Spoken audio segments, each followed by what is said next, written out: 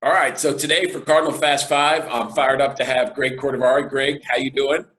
Doing good, coach. Thanks for having me on today. No, this is awesome. Every once in a while we try and get an alum on to mix it up, so our kids can talk or hear about some of the guys that were come before them. And you're pretty recent. You were 2013 grad, Yep. so but you had some pretty awesome stats. I won't run through them, but some of your numbers were in a recent poll that we had that Coach Bernard had put out. Yep. But I'll go ahead and jump right into the question. So question number one, you had a lot of crunch time scenarios when you were a starter at Catholic. So, like you had, I think, a close one against Carnegie Mellon and some other ODAC ones that were really close. Who was your go-to guy when the game was on the line? Did you have a specific receiver or a running back or something like that? Yeah, so I'll answer that twofold. So my go-to guy at all time from a passing situation was Alonzo Cook. Okay. There's Yeah. probably a lot of highlights of me throwing the deep ball to him and going to him when I kind of needed to. So I would say he's my go-to guy. But in a lot of crunch situations, and I'll use the Carnegie Mellon one as an example, that was our first night game, I think my junior year.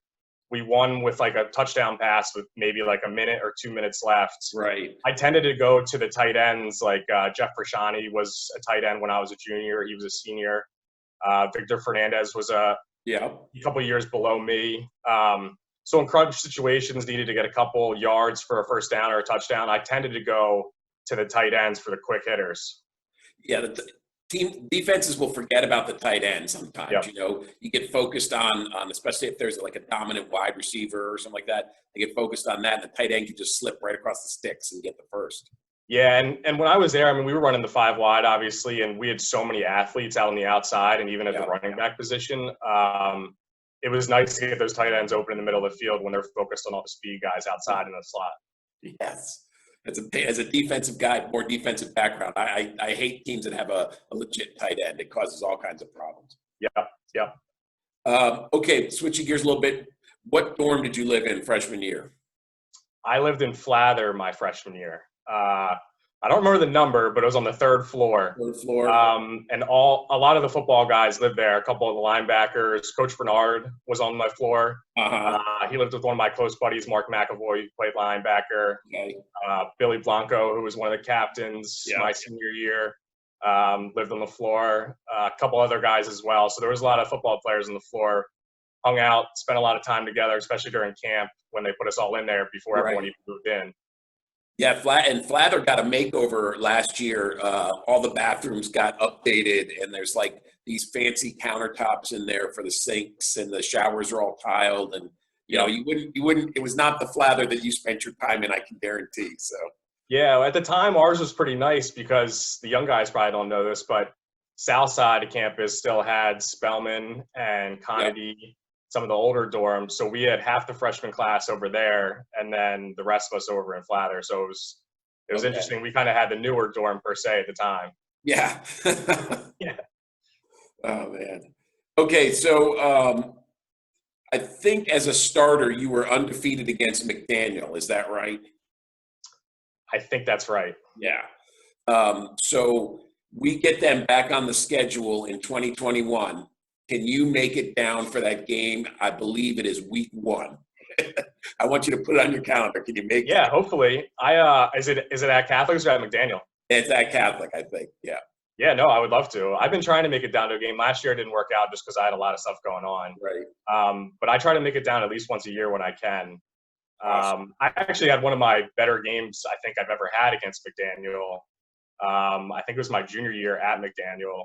Went for like 400 plus, ended up winning the game at then, like in the fourth quarter with a long drive. So I always had good success against them, luckily. It's a great rivalry that both teams try and pretend isn't a rivalry, but like there's a lot of bad blood. Yeah, there is. And it's cool too when you play at their stadium because they kind of sit in a bowl at their football field. So it's cool when they have like their fraternities and sororities sitting up on the field with everyone else in the stands. It's a pretty cool atmosphere. They sit right behind you, and they're very kind. They're very nice. Yeah, nice people. Yeah. Awesome. Okay, so, as a Philadelphia guy, I got to ask, do you have a preference for a place to go for cheesesteaks? What's your go-to spot? Yeah, so the go-to spot, obviously you have like your Pats and Geno's down here in South Philadelphia. I'm not too far away from it, from where my Right. apartment is. But the best one I think is actually D'Alessandro's, which is like a little bit outside of the city to the northwest, out by like the Manayunk area. Okay. They have the best cheesesteaks, I think, in the city. And are you like whiz wit, or what's your I do provolone cheese with onions. oh, Cheesesteak with onions, provolone cheese. That's what I go with. that's my style right there. I love it. Yeah, it's good. Okay, good. All right, last question. And I asked this everybody.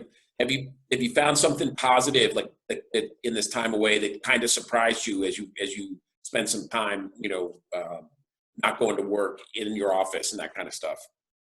Yeah, I think for me, it's just figuring out how to be disciplined in a different day-to-day schedule, right? So used to getting in a schedule where you get up, go to the office, come home, work out, make dinner, whatever.